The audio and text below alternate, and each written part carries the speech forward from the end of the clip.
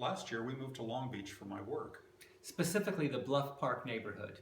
Our new place is a condo 2 blocks from the beach in a building that was built in 1975. And there's still a lot of 1975 in it when we got it. So we're updating it, one project at a time.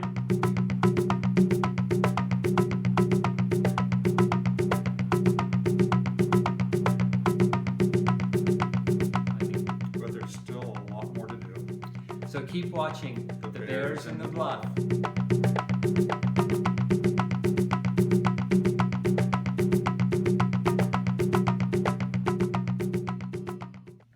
You don't see it right now, but there's a lot happening in the kitchen.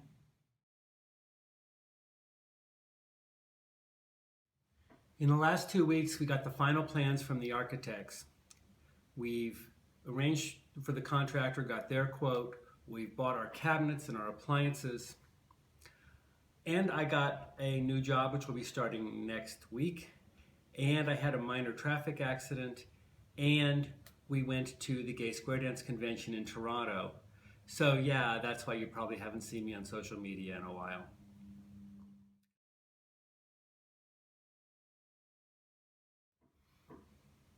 So let's take a walk through and see what we're doing. The biggest change is that we're going to open up this wall here to the living room.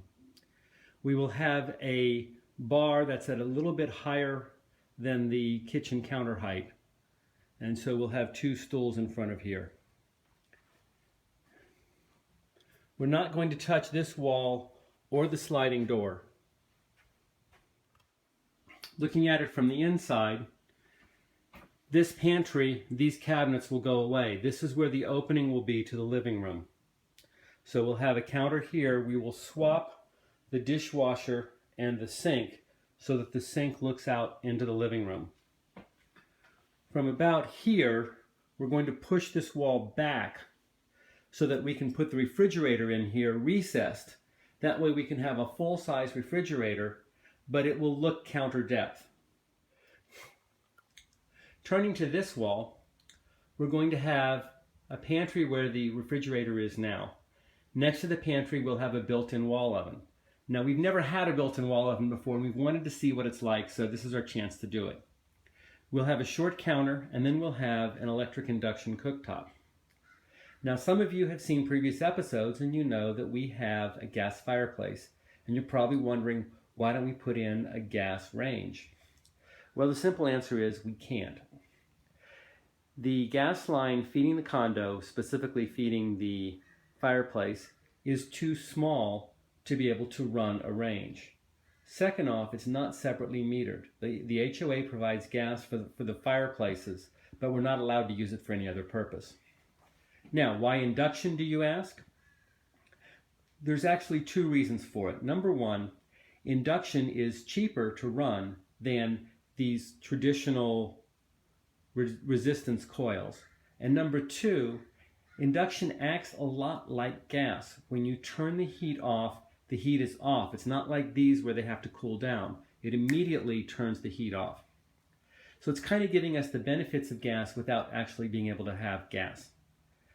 Now, the only downside of induction is that we have to have stainless steel pots and pans, which for the most part we do. We've been kind of experimenting with it. We have an induction hot plate you can see over here. So we've been getting used to it and we really like it.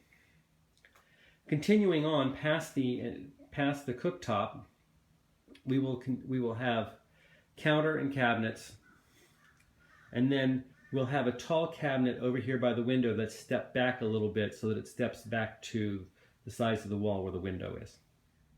Continuing across the window to the other side, we have a space here where we're going to put in another cabinet and a small wine cooler, and then above that we will have some glass front cabinets so that we can have wine glasses and things like that. We were hoping to open up this wall a bit, make this a little bit wider so that it opens more into the dining room. However, we discovered that this is a bearing wall. So all we can really do is to take out the door frame here and take off the door.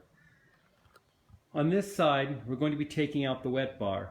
Remember, we're taking the back wall of the wet bar and moving it toward the living room a little bit to accommodate a space for the refrigerator on the other side so we can recess the refrigerator.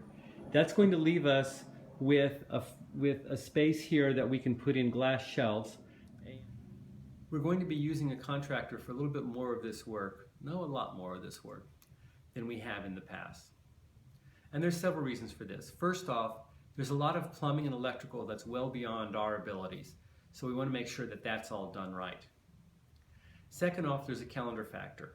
When we were working on bathrooms, we always had one that we could use while we were working on the other one. We don't have that luxury with the kitchen. So the question is, how many weeks do we want to not have a kitchen? And by having a contractor working on it 5 days a week, then that shortens that time dramatically. The third thing is the actual time factor, because I have been unemployed through most of the time that we've been working on these other projects, and so I've been able to work on them at least part of every day. We won't have that luxury because I'm going to be working. Of course, the plus side means that I'll be bringing in more income, which means we can actually afford to have a contractor do more of this work. So that's all a good thing. We've been wanting to redo the kitchen since we looked at this place the first time. So it's finally happening and we're getting really excited about it. Keep watching the Bears in the Bluff because we're probably going to have a few more episodes about the work on the kitchen. Thank you.